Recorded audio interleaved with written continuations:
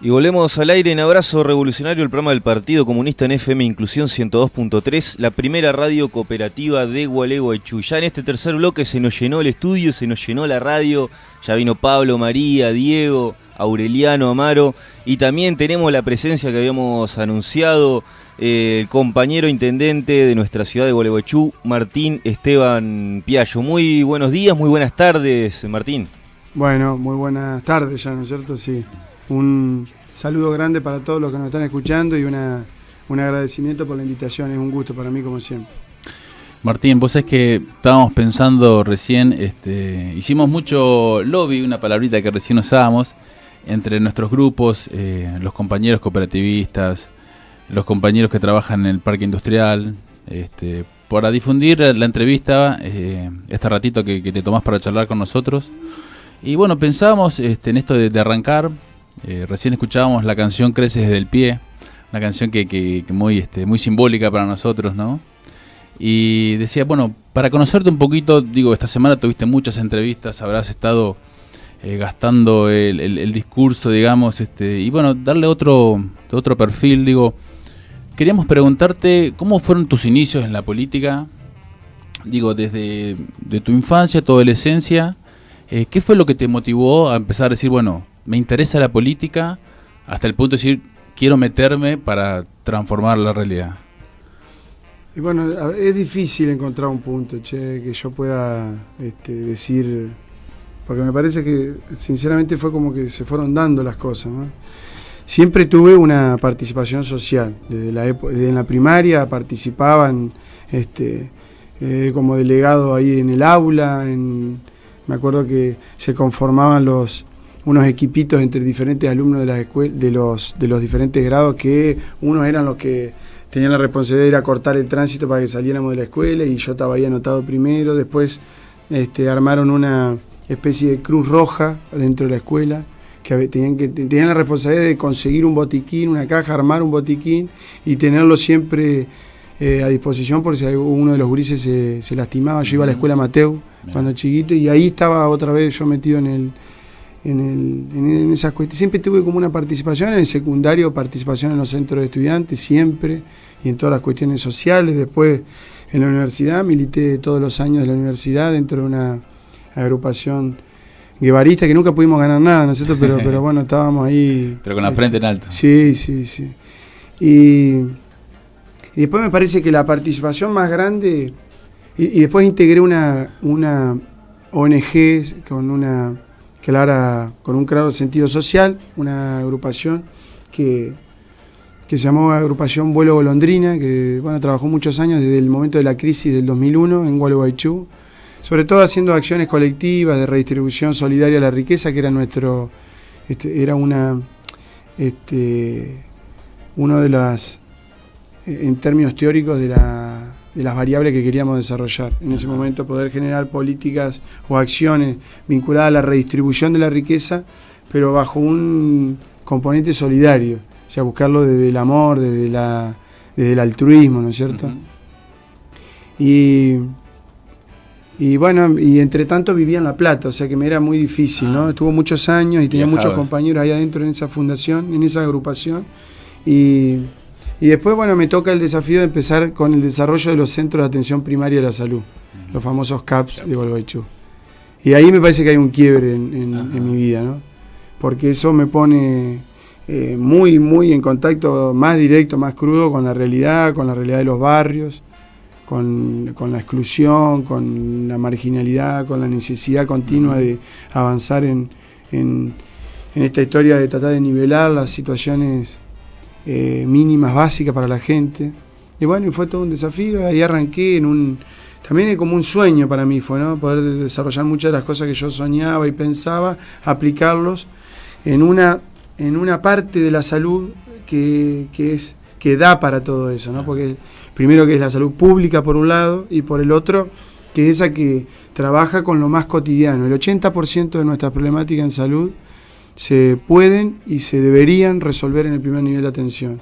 Ahí pasa es una familia que tiene problemas, ¿no? O sea, ahí ya no va que vos tratás una neumonía con un antibiótico, sino que tenés que no hay agua, no hay cloaca, o hay problemas en la familia, sí. o hay violencia, o hay adicciones. Sí, y yo imaginando al escucharte, digo, el tema de la salud está atravesado por todos los otros ejes de la vida, digo. Sí. No es lo mismo una familia que donde haya trabajo, que no haya trabajo, donde no haya una educación, y así, donde no haya buena alimentación, digo, como un tema de la salud, que parece una cuestión hasta técnica, está atravesada por todos los ejes sociales y políticos, ¿no? Sí, esos son los que nosotros llamamos los determinantes sociales de la salud. Y esos determinantes sociales, hoy ya se habla también, fue tan profundo esta historia, porque esto nace, el diseño de la APS, la Atención Primaria de la Salud, nace en un contexto de crisis latinoamericana, en una convención, la famosa convención de Alma-Ata, ahí por finales de la década del 70. Y claro, bueno, el subdesarrollo llevado a su extremo en ese momento y luchas sociales muy grandes, ¿no? Finales de década del 70. El plan Cóndor instalado en toda Latinoamérica, entonces imagínate que no teníamos garantías de las más básicas, imagínate pensar en tener derechos en materia de la salud. Imposible. Entonces, ¿qué fue siendo? Fue una estrategia, porque la definen como una estrategia a la APS. Una estrategia de poder brindar lo mínimo indispensable para que la gente tuviera algo de salud en materia preventiva, de educación, de hábitos y demás. Y era pensada en contexto de crisis, o sea, era pensada con muy pocos recursos y en los lugares más inhóspitos de todo. Yo también me formé, yo hice una maestría para formarnos con esa filosofía, que toma también algunas experiencias interesantes de la visión que tenía Carrillo, algunos años antes, sobre mirar la salud desde un prisma social, decía él. Había que mirar, él decía, no alcanzan... Él decía, los microbios, las bacterias, los virus son como causas de enfermedad, son pobres causas. O sea, eso no son las causas de la enfermedad, decía él. Era interesantísimo lo que planteaba.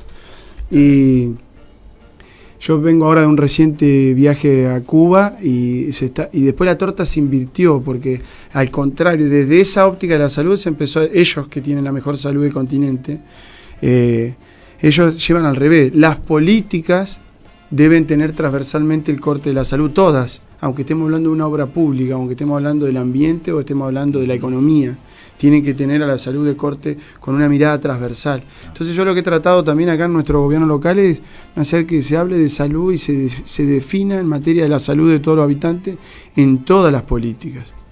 La política de salud no puede ser un área exclusiva como compartimento estanco. Claro. Tiene que estar transversal en todos lados. Es muy difícil, sí, pero ese es un desafío. Y ahí te decía que para mí ahí está el quiebre, el acercamiento a la política.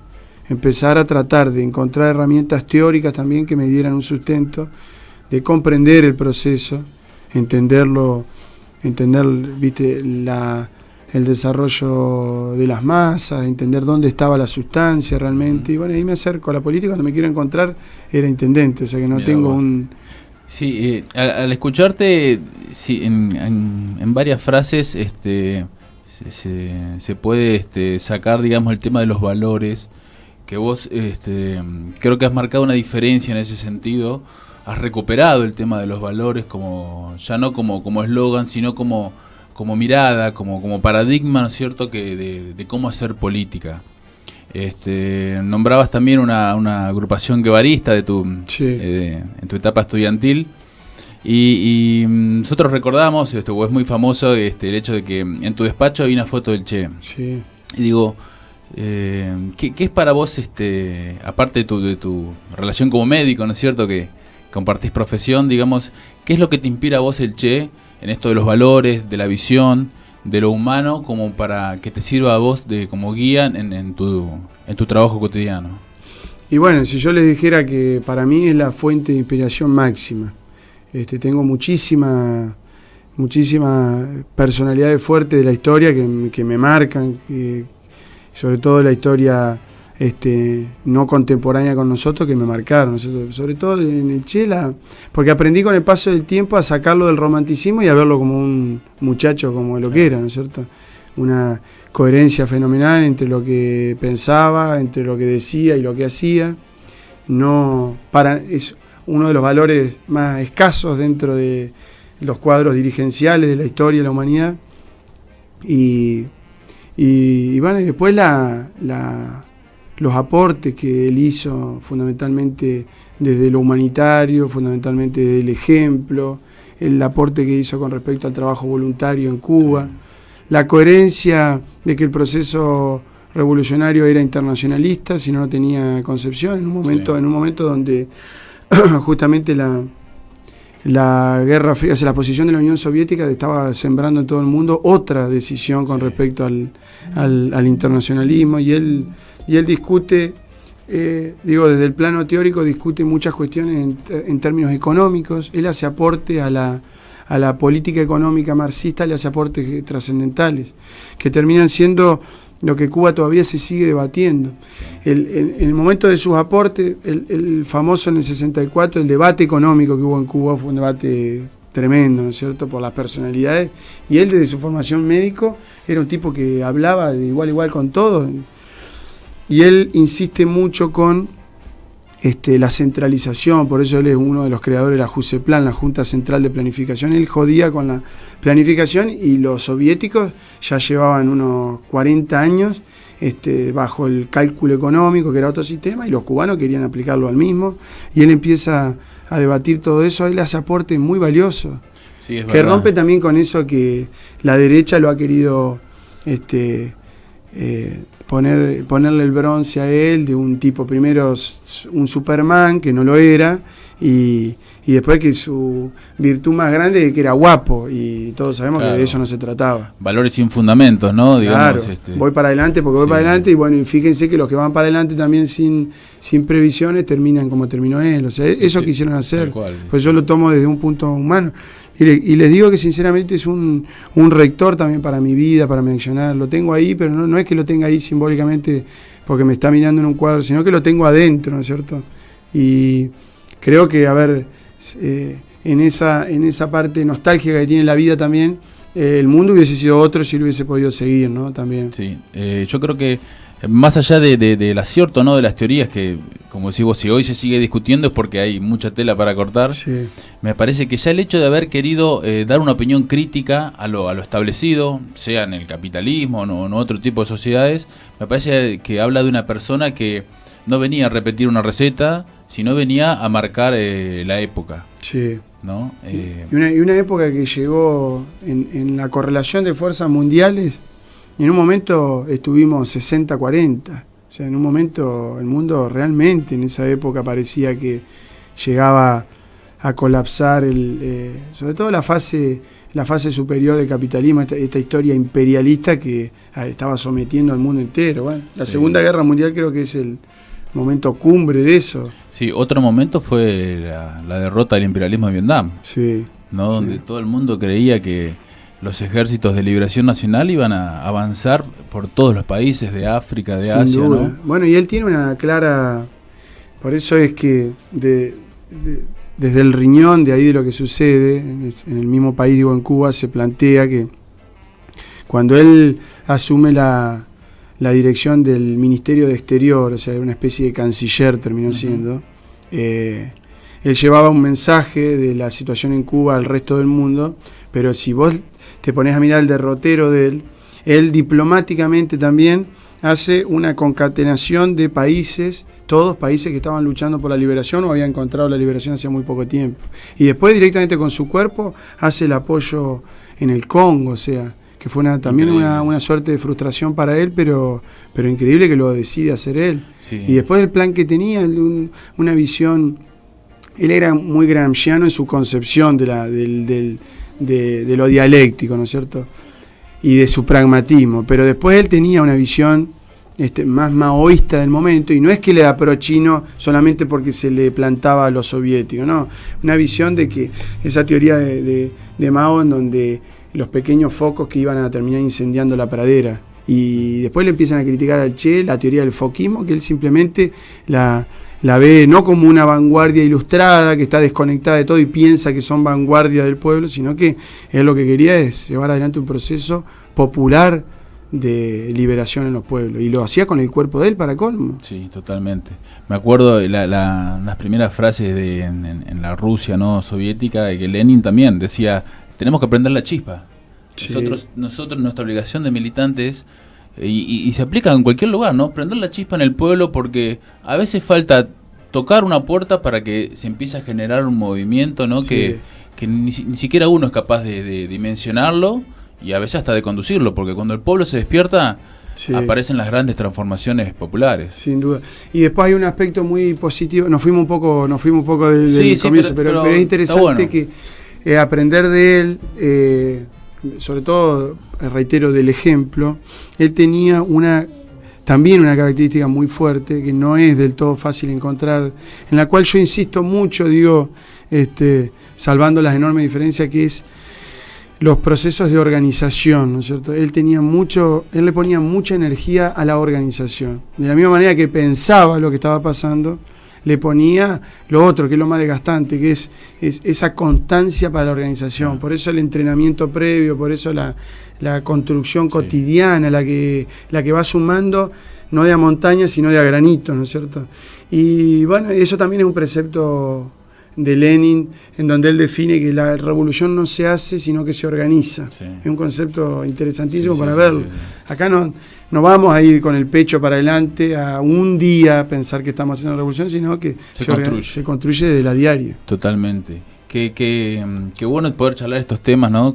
Fidel tenía también, si me permitís, una coherencia muy grande, porque bueno, le tocó casi durante más de 65 años de su vida entera, si vos te pones a mirarla, apoyando también desde la coherencia los movimientos de liberación en el continente y fuera del continente. Eso fue heroico. Y una integración total y una solidaridad en la que, como dicen los cubanos, me decía Froilán González, un gran escritor, y tuve la suerte de poder compartir con él 2 días enteros ahí en la casa de él, estando con él y comiendo y leyendo. Tiene la biblioteca más grande sobre Che Guevara, porque ha escrito más de 30 libros él, y después él tiene en todos los idiomas la biblioteca más grande del mundo de lo que se ha escrito sobre él. Y él me decía una cosa muy, muy interesante, que la solidaridad es un concepto que el capitalismo también se encargó de desgastarlo, porque no solamente de eliminarlo de nuestros valores, sino de desgastarlo en sí. Porque la solidaridad, como dicen todos los cubanos, no es compartir lo que nos sobra, lo que tenemos de más, lo que no nos impacta, sino que es realmente compartir con el otro lo que uno tiene. Eso suena más a caridad al otro, ¿no? Lo otro, beneficencia, la famosa beneficencia. Nosotros en la historia también del peronismo tenemos un combate muy frontal de Evita sobre el término de la beneficencia, y las damas que daban claro, era la dádiva. Sí. Que incluso creo que parte de la iglesia también venía construida esa concepción, ¿no?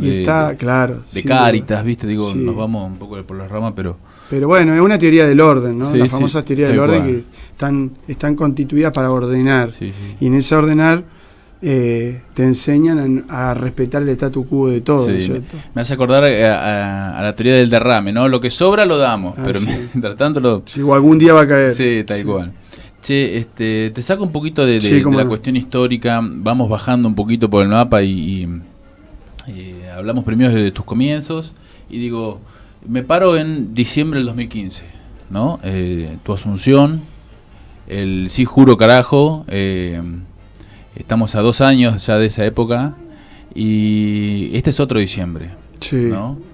Recién decíamos, en las últimas 2 semanas de diciembre el pueblo creo que aprendió más que en los 2 años de gobierno nacional. ¿Y cuál es tu paralelismo entre diciembre del 2015, este diciembre, y si viste algo del otro diciembre, el del diciembre del 2001? Digo, estos 3 diciembre, ¿qué te dicen? Y bueno, en este en particular se empieza a vislumbrar, a mi entender, más tarde de lo que uno estipulaba, pero se empieza a vislumbrar estos primeros síntomas de un modelo de corte neoliberal, les diría hasta más abrupto que otros que tuvimos, más despiadado y sobre todo con más herramientas de fortaleza. Es la aplicación de un modelo neoliberal con una fortaleza enorme, también hasta incluso en términos comparativos, digo, con épocas donde se usaba la fuerza de manera directa, ¿no es cierto? Tienen un poder enorme, sobre todo el poder mediático, ¿no es cierto? El poder el poder empresarial, el dinero puesto al servicio de un modelo. Y este diciembre empieza a mostrar que ese modelo más tarde o temprano se recalienta y empieza a hacer perderle derechos a, como decía yo al comienzo, al 80% de la población. Por eso estos sistemas tienen adentro inherente, tienen el germen de la derrota, lo tienen ellos mismos. El 80% de la población va a perder hasta el empresario mediano, la pyme, los cooperativistas, pierde el excluido, obviamente. Sí. También a mí me lleva a reflexionar el diciembre del 2015 que hacías mención. Es un diciembre muy duro también, pero no duro en materia social, que es un diciembre duro porque nos hizo encontrar a nosotros también, a todos los sectores populares, del campo popular, al movimiento nacional y popular, a los peronistas, etcétera, etcétera, nos hizo encontrar con realidades crudas que hacía mucho tiempo que no queríamos ver también. Y que quiero resumirlas en dos cosas, lo tengo como procesado mentalmente.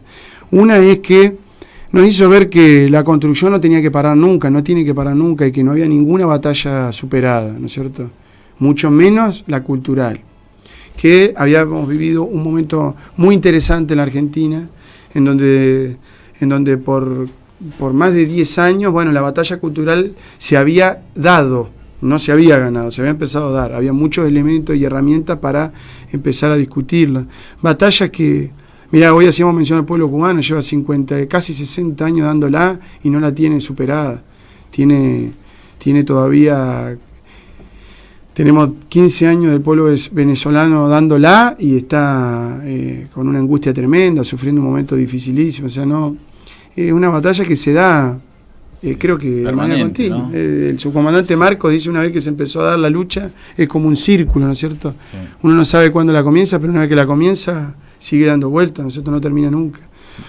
Sí. Y les decía porque fue una cachetada grandísima para todos, yo me incluyo también, para encontrarnos de que no se podía subestimar ninguna situación. No se debía subestimar ninguna situación. Y la otra cachetada, el otro momento duro, es encontrarnos que nosotros, la famosa, porque me cuesta mucho no referenciarme a ejemplos que ya nos han pasado, o que ya han pasado. Las famosas purgas que hacían los partidos comunistas en el gobierno, ¿no es cierto? Ejemplo, la Unión Soviética. Uh-huh. Se debatían de hacer las purgas en los momentos de poder, en los momentos los momentos fuertes. Y nosotros no hicimos las suficientes purgas, y el término amerita, ¿no? Sí. No las hicimos en los momentos donde teníamos muchas herramientas para poder hacerlo, donde había que afinarnos ideológicamente, había que... Sí. No quiero que se malinterprete lo que estoy diciendo, ¿no? Es más, yo te lo resumo en dos palabras. Profundizar, pero más que profundizar, concientizar. Sí. ¿No? ¿Se acuerdan que Cristina hablaba de una especie de que había que ir buscando la sintonía fina? Sí. Bueno, no era sintonía fina de que, si hicimos una obra de agua, ahora vamos a tratar de que llegue el agua dentro. No, era una sintonía fina por lo que estaba pasando. Sí. Y hacia adentro también. Hacia adentro es la que yo sobre todo digo. Sí. ¿Cómo? A ver, estamos dando una batalla en el buen sentido, para democratizar la justicia, que es algo anhelado por años en la Argentina. Estamos dando esa batalla y muchos de los problemas los teníamos nosotros adentro. Sí. Después se da una batalla contra los servicios de inteligencia, una batalla que de movida la perdés por donde sea, ¿no? Por lo difícil que es. Y nosotros al contraespionaje lo teníamos adentro. No, totalmente. Lo teníamos dentro de nuestras filas. Bueno, pero no por eso yo autoflagelo ese momento histórico que fue muy importante. Lo que digo es que, vos me preguntabas ese diciembre fue un cachetazo, porque nos dimos cuenta que los problemas los teníamos adentro, y que se los subestimó, y que no se trabajó lo suficiente para seguir poniendo todos los días un ladrillo para que la cosa sea más fuerte. Que es una cosa que yo trabajo todos los días acá. No nos desesperemos por lo que esté por venir ahora como una contienda rápida, que podría ser el 2019. Desesperémonos por estar poniendo pilares fuertes. Obviamente que se trabaja con las dos cosas, ¿no? Con la coyuntura y con lo a largo plazo. Pero no nos desesperemos solo por eso. Trabajemos por hacer algo serio.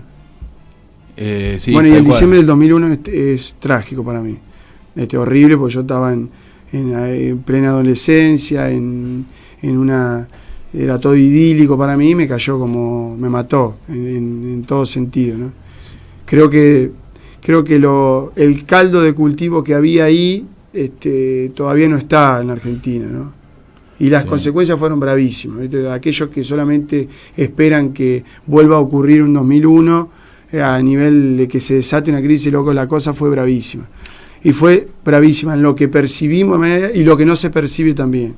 No nos olvidemos que de ahí a reconstituir un sentido común que le volviese a creer algo, aunque sea la política, tardamos, me arriesgo a decirte, 10, 15 años. 15 años sí. Que se le empezara a creer algo a la política. Y la juventud encima, ¿no? Porque hay gente que creció en épocas muy fuertes políticas, pero que la juventud, yo me acuerdo de la juventud de mi época, uno parecía un bicho raro, y después terminó codo a codo peleando con personas que vos las veías que venían de un lugar que nada que ver. Sí.